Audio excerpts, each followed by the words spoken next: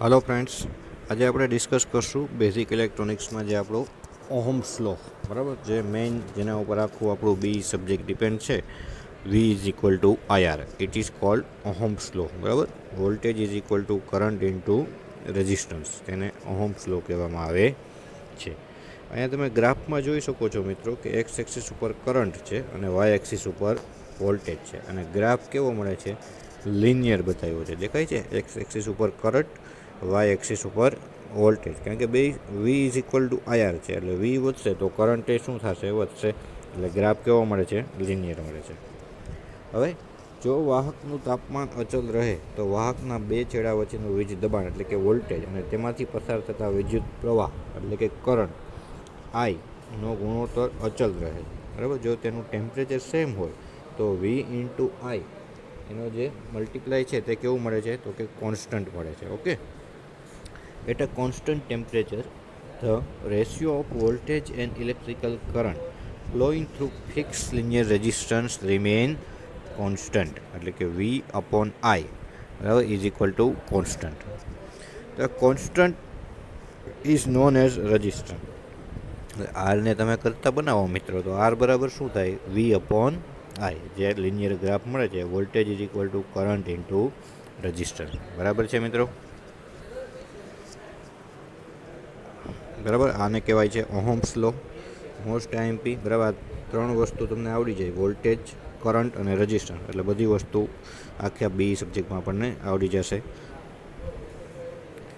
Application of ohm's law. બરાબર, હવે V is equal to IR. જે ઓહમ્સ લો આવ્યો, વીને કરતાં બનાવો તો શું થાય? વી ઇઝ ઇક્વલ ટુ IRમાં વીને કરતાં બનાવો તો વી તો કરતા જ છે, આઈને કરતાં બનાવો તો વી અપોન આર થાય, અને આરને કરતાં બનાવો તો વી અપોન આઈ થાય. ટૂંકમાં ત્રણેયમાંથી ગમે એ વસ્તુ બે આપેલી હોય તો એક આપણને મળી જાય. એપ્લિકેશન ઓફ ઓહમ્સ લો. તો ઓહમ્સના નિયમની મદદથી રેઝિસ્ટન્સ આર, વોલ્ટેજ વી અથવા તો કરંટ આઈ, આ ત્રણેયની આપણને વેલ્યુ મળી શકે છે. બરાબર, voltage drop V is equal to IRની મદદથી કરી શકાય. સર્કિટનો ઇક્વિવેલન્ટ રેઝિસ્ટન્સ આર ફાઇન્ડ કરવો હોય તો તે પણ થઈ શકે છે મિત્રો. બરાબર છે? આગળ જોઈએ limitation of ohm's law. Ohm's law જે આપણે જોયો V is equal to IR, તેની લિમિટેશન શું? જો તાપમાન અચલ રહે તો જ આ નિયમ લાગુ પાડે. એટલે કે ટેમ્પરેચર કોન્સ્ટન્ટ હોય તો જ વી ઇઝ ઇક્વલ ટુ IRનો નિયમ લાગુ થઈ શકે. બરાબર છે? આ નિયમ બધા પદાર્થોને લાગુ પાડી શકાતો નથી. જેમ કે સેમિકન્ડક્ટર, સિલિકોન કાર્બાઇડને લાગુ પાડી શકાતો નથી. એસી સર્કિટમાં માત્ર રજિસ્ટર હોય તો જ આ નિયમ લાગુ પાડી શકાય છે. જો સર્કિટમાં ઇન્ડક્ટર કે કેપેસિટર હોય તો આ નિયમ લાગતો નથી. એટલે કે વી ઇઝ ઇક્વલ ટુ IRમાં ખાલી વોલ્ટેજ રજિસ્ટર હોય તો જ આ લાગે. બાકી ઇન્ડક્ટર કે કેપેસિટર હોય તો V is equal to IR લાગતો નથી. ઓકે, આની લિમિટેશન છે. Some base on ohm's law. જે આપણે ઓહમ્સ લો જોયો V is equal to IR. બરાબર, એના ઉપરથી આપણે એકાદ બે એક્ઝામ્પલ જોઈએ. તો એક આપેલી છે આપણને વેલ્યુ જોઈએ આપણે. Calculate the resistance if 5 ampere of electric current flow through the conductor. એટલે કે એક કંડક્ટર છે, બરાબર, કન્ડક્ટિંગ મટીરિયલ છે, તેમાંથી 5 એમ્પિયરનો કરંટ ફ્લો થાય છે. એટલે આઈ બરાબર કેટલું થાય મિત્રો? તો કે 5 એમ્પિયર. આપણે ફાઇન્ડ શું કરવાનું કીધું? તો કે રેઝિસ્ટન્સ. બરાબર, પહેલો જ શબ્દ આવ્યો, calculate the resistance.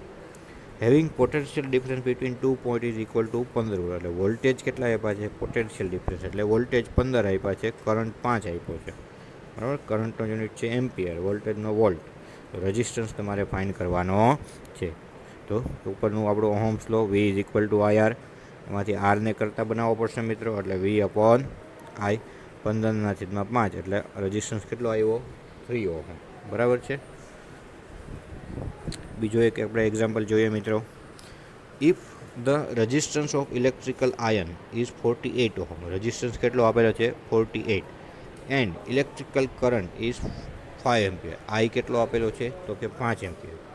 Is flowing through it, what will be the potential difference between two terminal of electric iron. આમાં વોલ્ટેજ ફાઇન્ડ કરવાના કીધા છે. પહેલો એક્ઝામ્પલમાં રેઝિસ્ટન્સ ફાઇન્ડ કરવાનો કીધો. તો simple V is equal to IR, 48 current આપેલો છે, રેઝિસ્ટન્સ 5 એટલે 240 વોલ્ટ મળી જાય મિત્રો. હજી એક આપણે એક્ઝામ્પલ જોઈએ third. If resistance between two terminal of electrical heater is 15 ohm, R કેટલો આપેલો છે 15, વોલ્ટેજ 225 વોલ્ટ, વી આપેલો છે 225, vote will be the electrical current, I fine કરવાનો છે ઇન ધ સર્કિટ. તો આઈમાં વી ઇઝ ઇક્વલ ટુ આઈઆરમાં આઈને કરતા બનાવો એટલે વી અપોન આર, વી છે 225, કરંટ છે રેઝિસ્ટન્સ છે 15 એટલે કેટલો આવ્યો તો કે 15 એમ્પિયર. બરાબર છે મિત્રો.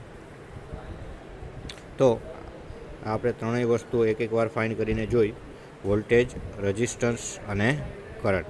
બરાબર. તો ઓહ્મ્સ લો એકવાર તમને મિત્રો આવડી જશે તો બીમાં બધી વસ્તુ તમને ટોટલી આખા બી સબ્જેક્ટમાં વાંધો આવશે નહીં. તો આ ખાસ બીમાં ઇમ્પોર્ટન્ટ છે ઓહ્મ્સ લો, અને not only in B subject but ગમે ત્યાં તમે જાઓ તો ઓહ્મ્સ લો છે તે તેનો બેઝિક છે. બરાબર. ફરી એકવાર આપણે નજર નાખી લઈએ તો કે ખાલી એક જ ઇક્વેશન તમારે યાદ રાખવાનું છે તો કે V is equal to I R, voltage is equal to current into resistance.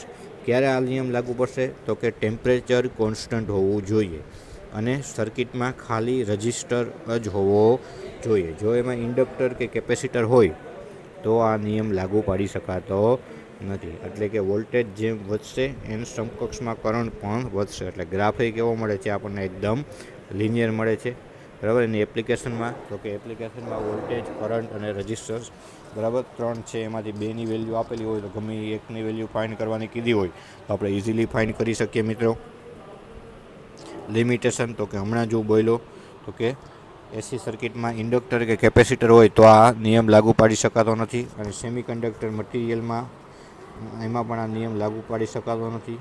તેમજ ટેમ્પરેચર જો કોન્સ્ટન્ટ ન રહેતું હોય એટલે કે ટેમ્પરેચરમાં ફેરફાર થતો હોય તો પણ V is equal to IR નિયમ લાગુ પડતો નથી. સિમ્પલ આપણે 3 એક્ઝામ્પલ જોયા.